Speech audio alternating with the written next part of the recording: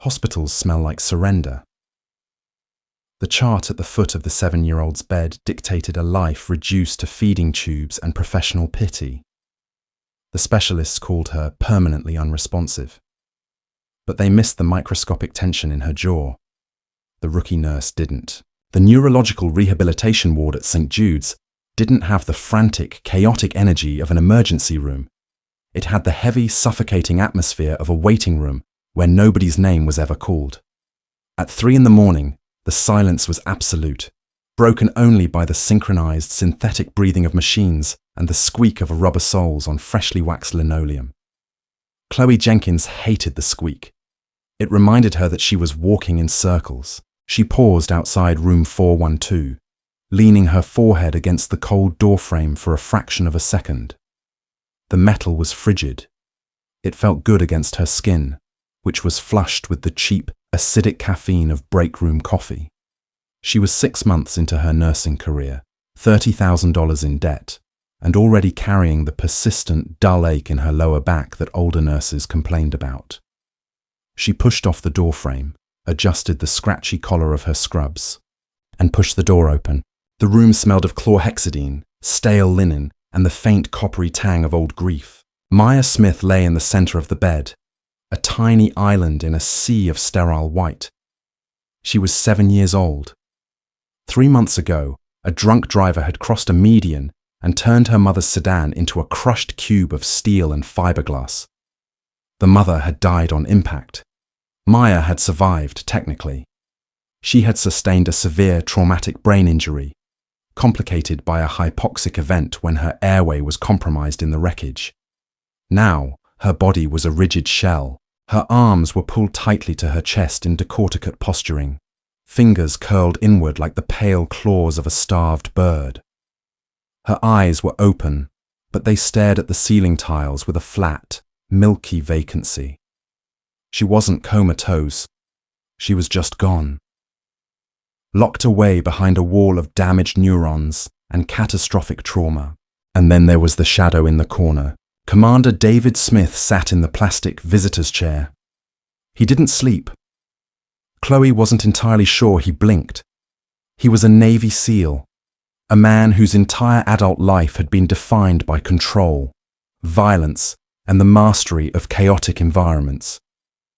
Here, in the dim yellow light of the hospital room, he was utterly powerless. He wore a faded grey t-shirt and dark jeans, but he sat with the rigid, perfectly aligned posture of a man bracing for an explosion. His forearms rested on his knees. His knuckles were white. He smelled faintly of Irish spring soap and black coffee, cutting through the hospital's chemical odour. "Vitals are stable, Commander," Chloe said. Her voice was quiet, kept strictly to a professional, flat register. She didn't want to engage. Engaging meant opening a valve of empathy she simply didn't have the energy to close again. David didn't look at her. His gaze remained welded to his daughter's chest, tracking the rise and fall of her breathing. "She twitched earlier," he said. His voice was gravel, scraped raw by disuse. Chloe paused, her hands hovering over the IV pump. She had heard this before. "Muscle spasms are common with severe nerve damage, sir. It's just the body misfiring. It doesn't mean—" "It wasn't a misfire," David interrupted. He finally looked up. His eyes were red-rimmed, the colour of bruised slate. "I know what a misfire looks like. I know what a dying nervous system does. This was intentional." She was trying to pull her hand away from the blood pressure cuff. Chloe bit the inside of her cheek. The taste of copper bloomed on her tongue. She felt a flash of irritation. Not at him, exactly, but at the situation. The desperate delusions of family members were the hardest part of the job. They saw intent in random twitches. They saw smiles in gas traps. "I'll note it in her chart," Chloe lied, pressing the buttons on the pump to silence a low battery warning. She moved to the side of the bed. "I need to turn her. Prevent pressure ulcers." David stood up immediately. He was a massive man, blocking out the light from the hallway window. "I'll help. It's fine. I have it." "I will help," he repeated, moving to the opposite side of the bed. He didn't wait for permission. He slipped his large, calloused hands under his daughter's fragile shoulders and hips. His touch was incredibly gentle, a stark contrast to the brutal geometry of his physique. Together, they rolled the girl onto her side. The sound was awful. Maya's joints popped and ground together, stiff from disuse and neurological lockup. Chloe wedged a foam pillow behind the child's back to keep her propped. During the maneuver, Maya's face remained a blank mask. No grimace of pain. No shift in breathing. Chloe looked across the bed at David. He was staring at his daughter's face, a muscle in his jaw feathering. He was a man accustomed to breaching compound walls and extracting hostages, reduced to shifting pillows to stop his child's skin from rotting. "The attending physician is doing rounds at 8, Chloe said, wiping her hands with a harsh alcohol swab. The chemical chill burned the tiny paper cuts on her cuticles. "Dr. Aris is a mechanic," David muttered, backing away from the bed and returning to his plastic chair. "He looks at her like she's a totaled engine. He's already written her off." Chloe didn't answer. She couldn't. Aris had written her off. They all had. The medical consensus was absolute. Profound vegetative state. Recommend long-term care facility.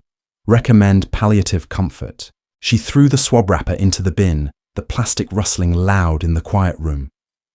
"I'll be back in 2 hours for meds," she said, stepping out into the hallway. She let the heavy door swing shut, cutting off the sight of the broken commander and his broken girl.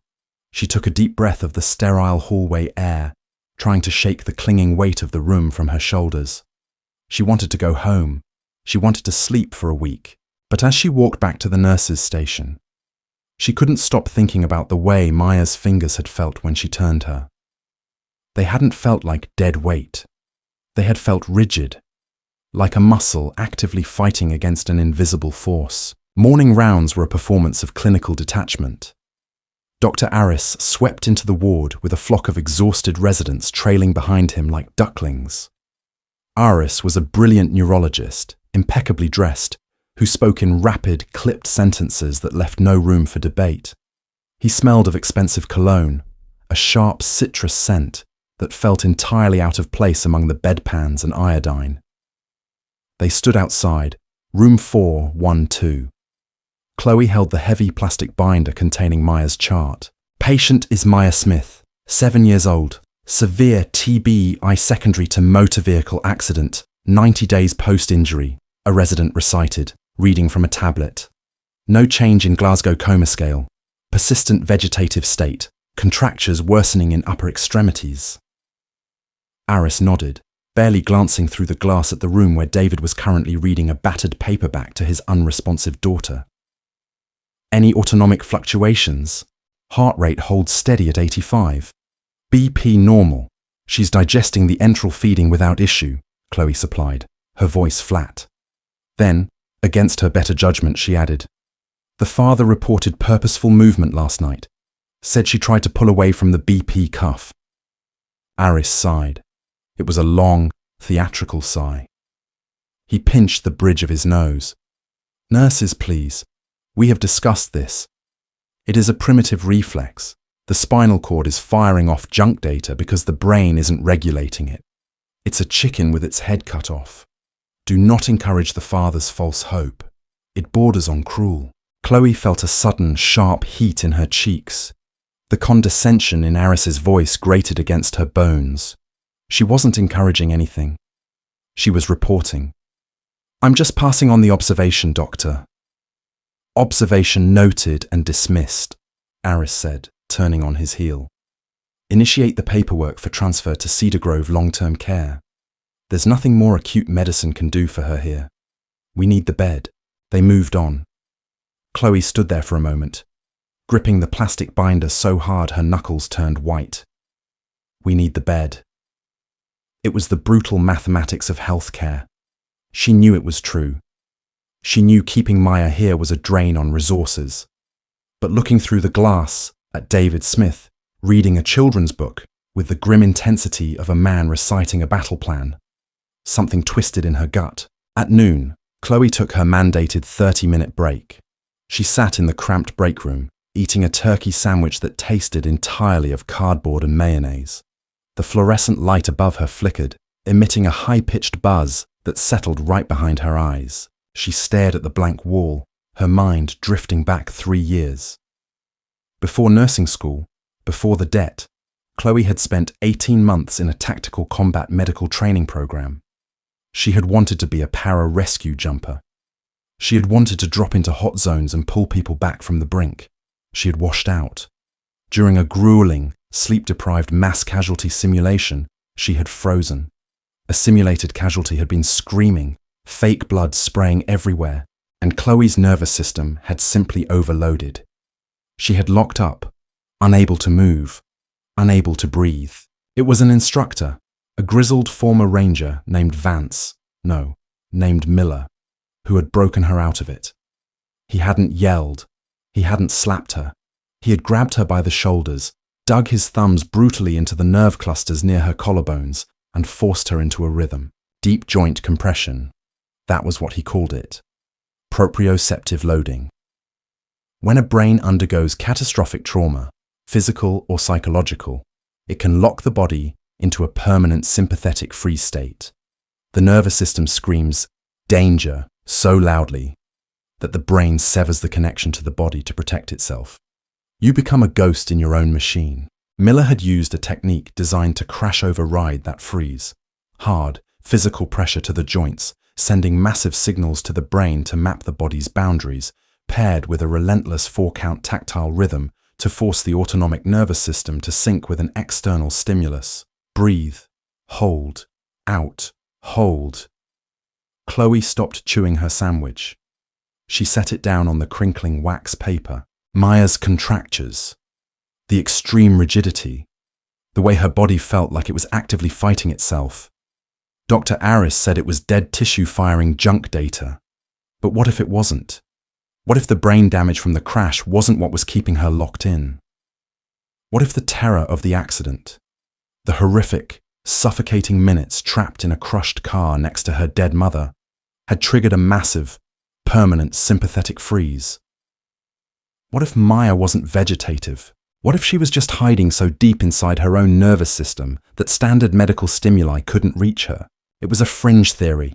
It was the kind of thing that got a rookie nurse laughed out of a neurology ward. It was not her job. Chloe picked up her sandwich, took another bite, and forced herself to chew. "Don't be a hero," she told herself. "You aren't a savior. You turn them, you medicate them, you chart them, you go home."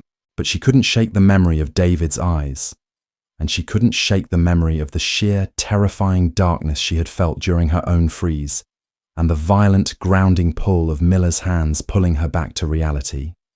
She clocked back in. At 4 p.m., she entered room 412 to clear Maya's feeding tube. David was pacing, 5 steps to the window, turn, 5 steps to the door, turn. He moved with a caged, predatory energy. "They're transferring her," David said. It wasn't a question. Chloe paused, a syringe of sterile water in her hand. "Dr. Aris put in the orders this morning. Cedar Grove. It's a good facility, Commander. They specialize in long-term care." David stopped pacing. He turned to look at her. He didn't look sad. He looked terrifying. "They're burying her. They're going to put her in a room with a TV playing cartoons and wait for her organs to quit." "Sir, the brain damage—" "She is in there," David said, taking a step toward Chloe. His voice was a low, vibrating growl. He wasn't threatening her, but the sheer force of his conviction pushed the air out of the room. "I am not a doctor, but I have seen men shut down. I have seen guys take a blast wave, no physical damage, and just disconnect, stare at the wall and lock up. She is trapped." Chloe looked down at Maya. The girl's breathing was shallow, rapid, a panic rhythm. Nobody else noticed it because the monitors said the oxygen saturation was fine. But Chloe watched the subtle, strained flutter of the child's ribs. She looked at the door. The hallway was empty. Aris was in a seminar until 6. The charge nurse was on break. Chloe's heart began to hammer against her ribs. Her palms felt suddenly clammy inside her nitrile gloves. It was profoundly unprofessional. If she did this and caused a vagal response, if she tanked Maya's heart rate or caused a seizure, she would lose her license. She would be sued. She would be ruined. She dropped the syringe onto the sterile tray. It landed with a sharp clatter. "Commander," Chloe said, her voice shaking slightly before she swallowed hard and forced it level. "Lock the door." David froze. His military instincts warred with his confusion. He looked from Chloe to the door, then back to her. "What?" "Lock the heavy door. Pull the privacy blind over the glass," Chloe instructed, stepping away from the medical cart. She moved to the head of the bed, her squeaking shoes loud in the sudden tension of the room. "And don't ask me questions. If Aris walks in, I'm fired. Do it." David didn't hesitate. He moved with terrifying speed. The deadbolt slid home with a solid thunk. The beige privacy blind dropped over the window, plunging the room into a dim, amber twilight illuminated only by the glow of the monitors. "What are you doing?" he asked, stepping back to the foot of the bed. "When I was 20, I trained for tactical medicine," Chloe said, her hands moving over Maya. She stripped the thin hospital blanket down to the girl's waist. Maya's arms were pulled tight against her chest, elbows locked, fists clenched tight enough that her fingernails were digging half-moons into her own palms. "I learned something they use for catastrophic psychological trauma. It's called proprioceptive resetting. It's violent. It looks rough. But if you're right, if she's locked in a freeze state, gentle touches and penlights in the eyes aren't going to breach the wall. Her brain thinks she's still in the car crash. We have to give her nervous system a shock strong enough to override the loop." David's posture shifted. The desperate father vanished, replaced entirely by the operator. He understood the language of shocks and overrides. "What do you need me to do?" "Hold her feet," Chloe said. "Hold them flat against the mattress. Do not let her legs kick out. If she comes out of this, her sympathetic nervous system is going to dump 3 months of suppressed adrenaline in about 4 seconds. She might seize. She might thrash." David moved to the foot of the bed, his massive hands enveloping his daughter's small ankles, pinning them with absolute, immovable force. Chloe stood over Maya. She took a deep breath, tasting the stale hospital air. Her hands were shaking. "Stupid. This is incredibly stupid," her inner voice screamed. She ignored it. She placed her hands on Maya. Not the gentle two-finger touch of a nurse checking a pulse. She placed the heels of her hands firmly against Maya's anterior deltoids, the front of her shoulders. She locked her own elbows. "I'm going to apply deep joint compression," Chloe said, her voice tight. "It forces the brain to recognize the physical boundaries of the body. I'm going to pair it with a 4-count tactical pacing." Chloe leaned forward, letting her upper body weight press down through her locked arms into Maya's shoulders. She pushed hard, hard enough that the hospital bed creaked, hard enough that Chloe feared she might snap the fragile, atrophied collarbones. David winced, his grip tightening on Maya's ankles, but he didn't intervene. "1," Chloe said aloud, her voice sharp in the quiet room. She released the pressure slightly, then slammed her weight back down. 2. Release, press. 3. Release, press. 4. She kept her hands pressed deep into the joint. With her thumbs, she found the bundle of nerves running along the clavicle and pressed inward, hard. It was a pain compliance technique used to wake up overdosing addicts or shock a dissociated soldier. Nothing happened. Maya remained a rigid statue. The heart monitor beeped its steady, ignorant rhythm. Beep, beep, beep. Sweat prickled at Chloe's hairline. The strain on her lower back flared, a hot wire of pain radiating down her legs. She gritted her teeth. "Again," Chloe muttered. She shifted her hands to Maya's ribcage, placing her palms flat against the lateral ribs. She pressed inward and downward, forcing the lungs to compress. "Breathe," Chloe commanded. tapping a harsh 4-count rhythm against Maya's sternum with her knuckles. Tap, tap, tap, tap. 1, 2, 3, 4. She moved to Maya's arms. The contractures were like iron. Chloe grabbed Maya's right wrist and elbow. She didn't try to pull the arm straight. That would tear tendons. Instead, she pushed the arm inward, compressing the joints of the wrist, elbow, and shoulder simultaneously into the socket. Deep, heavy loading. Maya's skin was dry, papery under Chloe's sweating hands. "Come on," Chloe whispered. She tapped the rhythm on the inside of Maya's wrist. 1, 2, 3, 4. 2 minutes passed. Chloe was breathing heavily. Her triceps burned. The room felt suffocatingly hot. The monitor's tempo remained unchanged. Maya stared at the ceiling, unblinking. Doubt crashed over Chloe like a wave of ice water. She was an idiot. She was assaulting a brain-dead child because she watched a grieving father and let her own unresolved failures get the better of her. Aris was right. The body was just a broken machine. She stepped back, her arms trembling, gasping slightly for air. She looked at David. "I'm sorry," Chloe said, her voice cracking. The cynical armor she wore every day fractured, leaving her feeling small and foolish. It was a stupid idea. I'm sorry." David didn't look at her. His gaze was locked on Maya's face. The blood had drained from his own.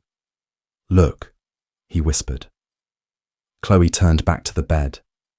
The change was microscopic. If you didn't know the exact topography of the child's face, you would never have seen it. But Chloe saw it. The rigid, mask-like tension in Maya's jaw had slackened. Her lips, previously pulled tight over her teeth, had parted by a fraction of a millimeter. But it was the monitor that broke the silence. The steady beep, beep, beep suddenly hitched. It scrambled.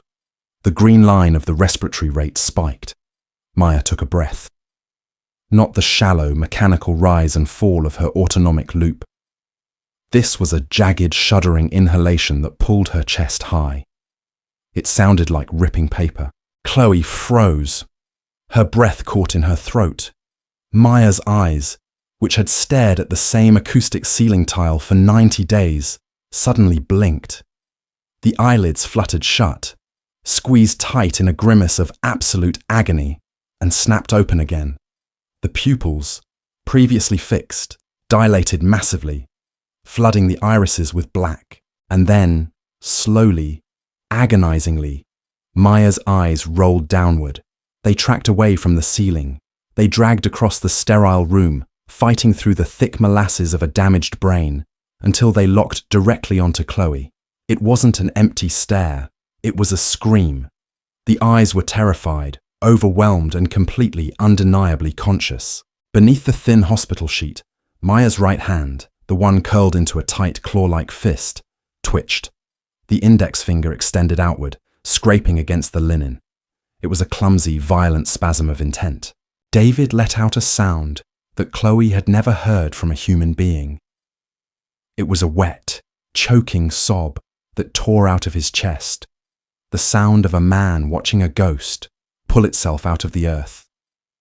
He let go of Maya's ankles and fell to his knees beside the bed, burying his face in the mattress, his massive shoulders shaking violently. Chloe stood paralyzed. The hum of the fluorescent lights vanished, replaced by the rushing of blood in her ears. She looked at her trembling hands.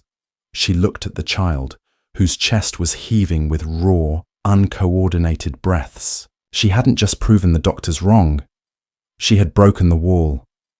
And now, peering through the crack, she realized the real terror had just begun. Maya wasn't just awake. She was in agony, trapped in a body that had forgotten how to move, drowning in a flood of sensory data she couldn't process. The heart monitor began to scream, a high-pitched alarm signaling severe tachycardia. Someone rattled the door handle from the hallway. "Nurse Jenkins?" Dr. Aris's muffled voice filtered through the wood, sharp and annoyed. "Why is this door locked?" The handle of room 412 rattled violently, the metal mechanism clicking against the locked deadbolt. The noise cut through the shrieking of the heart monitor like a hammer striking an anvil. "Nurse Jenkins, open this door!" Dr. Arris's voice was stripped of its usual polished condescension. It was sharp, edged with genuine alarm. Chloe stood rooted to the linoleum. Her scrubs were glued to her spine with cold sweat. Her hands, still hovering inches above Maya's chest, shook with a fine, uncontrollable tremor. The adrenaline dump had left her system hollowed out, her knees threatening to buckle. On the bed, the 7-year-old girl was drowning in air. Maya's mouth gaped, her chest heaving in erratic, jagged spasms. The milky vacancy in her eyes had been completely burned away, replaced by raw, unadulterated terror. She was looking at the fluorescent lights above her as if they were physical weights crushing her skull. Her ears, unused to the unmuted symphony of hospital alarms, twitched violently. Every sensory input was an assault. "Open it," Smith commanded. He didn't shout. The commander's voice was a low, vibrating rumble that carried absolute authority. He hadn't moved from his knees, his face inches from his daughter's, anchoring her erratic gaze with his own. Chloe pivoted, her rubber soles squeaking harshly, and threw the deadbolt. Dr. Arris shoved the heavy door inward before she could step back. He collided with her shoulder, pushing past her with 2 wide-eyed residents riding his wake. The smell of his sharp citrus cologne clashed violently with the stale sweat and ozone tension in the room. "What the hell is going on in—" Arris froze. His eyes snapped to the monitor. Tachycardia. Heart rate at 165. Blood pressure skyrocketing. Then he looked at the bed. Maya's right arm, previously locked in a rigid, decorticate posture against her sternum, was thrashing. It wasn't a coordinated movement. It was the desperate, flailing jerk of a drowning victim. Her knuckles scraped against the plastic bed rail. "She's seizing!" Arris barked, his clinical training instantly overriding his shock. He stepped toward the IV pole. 2 milligrams of Ativan. Push it now. Get an airway kit ready. She's going to code if her heart rate doesn't drop. "She is not seizing," Chloe said. Her voice cracked, dry as sandpaper. She swallowed hard, forcing the saliva back into her throat. "Doctor, look at her eyes." Arris ignored her, reaching for the injection port on Maya's IV line.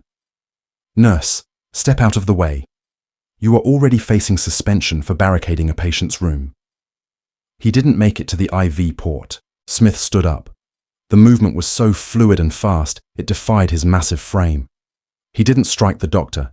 He simply placed himself between Arris and the bed, a wall of dense muscle and frayed nerves.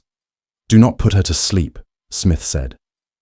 Arris stopped, his hand hovering over the plastic tubing.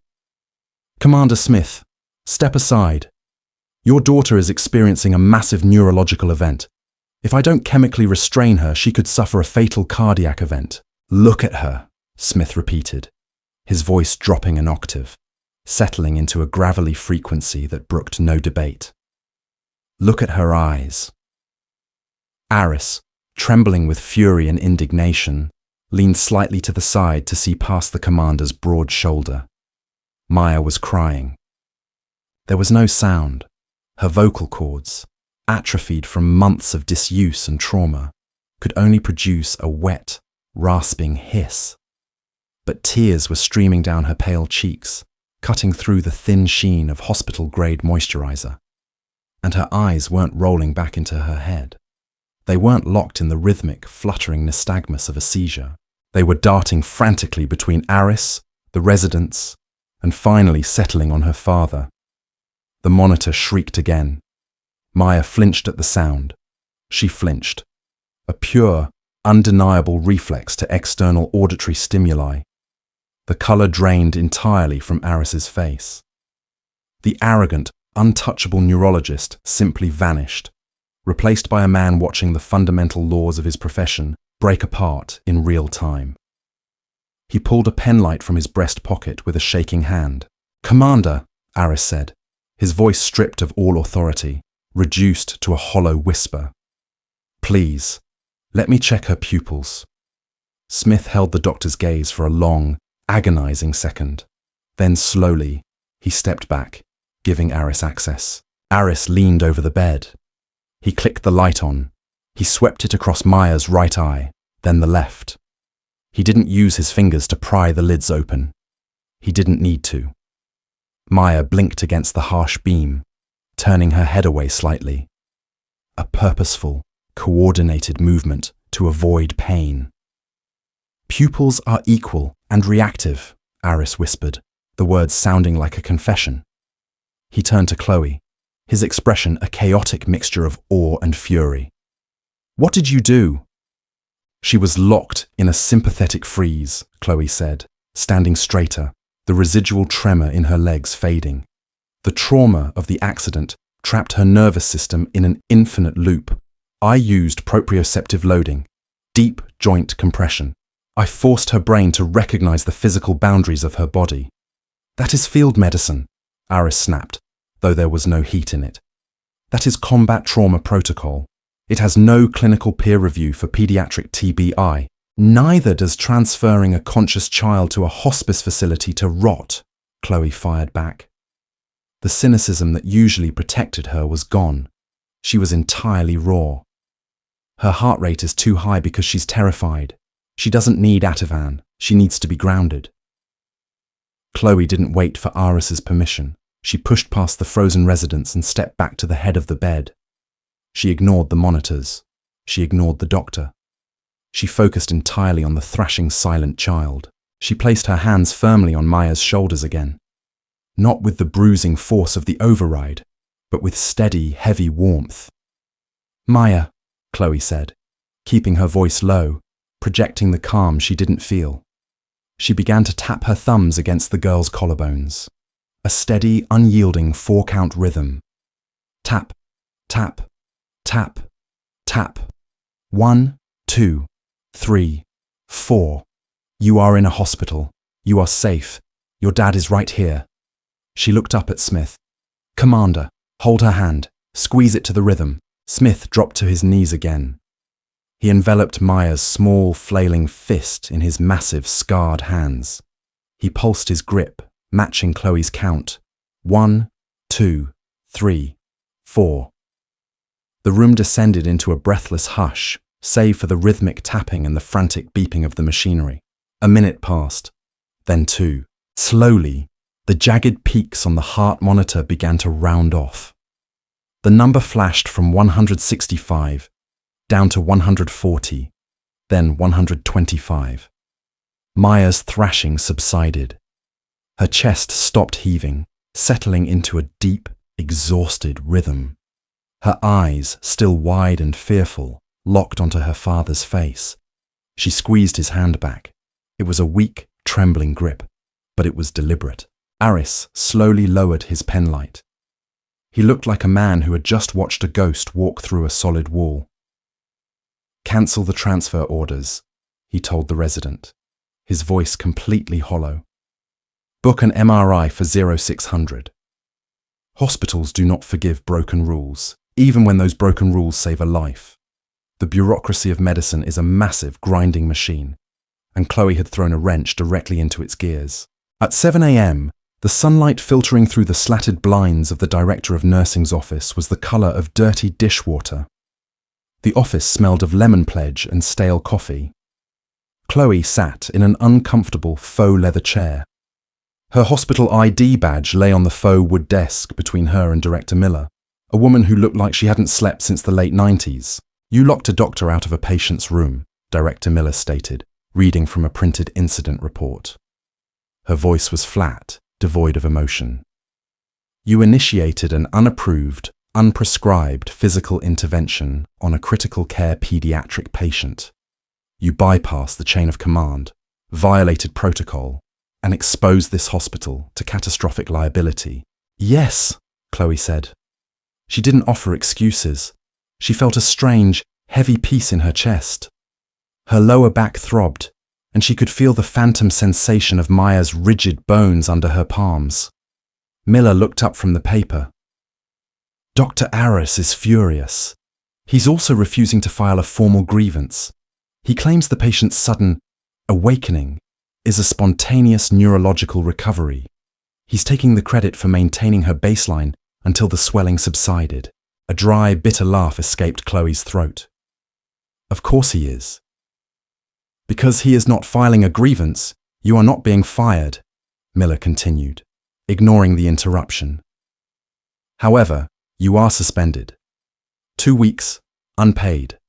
Pending a full board review of your fitness to practice, you will complete 70 hours of remedial protocol training before you step foot on a ward again. 2 weeks unpaid. It would drain her meager savings. It would mean eating rice and beans and dodging calls from loan servicers. But as Chloe looked at the plastic ID badge on the desk, it felt like the cheapest invoice she had ever paid. Understood, Chloe said. She stood up. Jenkins, Miller said softly as Chloe reached for the door handle. Chloe paused, looking back over her shoulder. The director's stern mask slipped, just for a fraction of a second, revealing the exhausted, seasoned nurse underneath. Off the record, Chloe waited. Good catch, Miller murmured, turning her eyes back to the paperwork. Chloe walked out of the office. She didn't go to the locker room. She went back to the 4th floor. The neurological ward was bathed in morning light now, the chaotic shadows of the night shift banished by the sterile glow of a new day. She walked past the squeaking carts and the murmuring residents, stopping outside room 412. The door was propped open. Maya was asleep. It wasn't the flat, terrifying vacancy of the coma. She was sleeping like a child who had just run a marathon. Her jaw was relaxed, her breathing deep and even. The harsh angles of the contractures in her arms had softened slightly, resting loosely against the blankets. Smith sat in the plastic chair. He looked up as Chloe stood in the doorway. He looked utterly destroyed, the stoic armor completely stripped away, leaving a man who had stared into the abyss and pulled his entire world back from the edge. Chloe didn't cross the threshold. She didn't need to. Smith stood up slowly. He walked to the doorway. He didn't speak. He didn't offer a dramatic speech of gratitude. Words were entirely useless in the space between them. Instead, the commander reached out and gripped Chloe's shoulder. His hand was heavy, warm, and rock steady. He gave her collarbone a single, firm squeeze. A final point of physical pressure. A grounding touch. Chloe nodded, a tight, exhausted smile pulling at the corner of her mouth. She turned and walked down the hallway. Her shoes still squeaked on the linoleum. The fluorescent lights still hummed their high-pitched, maddening tune. But as she pushed through the heavy double doors and out into the freezing, biting air of the hospital parking lot, the weight of the building didn't follow her out. She took a deep breath, letting the icy air fill her lungs. For the first time in 6 months, she wasn't just walking in circles. She was walking forward. Sometimes, the biggest miracles don't come from a textbook. They come from those willing to break the rules to see what everyone else missed. Chloe risked her entire career, and Commander Smith risked his daughter's final moments. But they beat the odds. If this raw, emotional battle for survival kept you hooked, don't leave without hitting that like button. Subscribe to the channel and share this video with someone who needs a reminder that the human spirit never surrenders.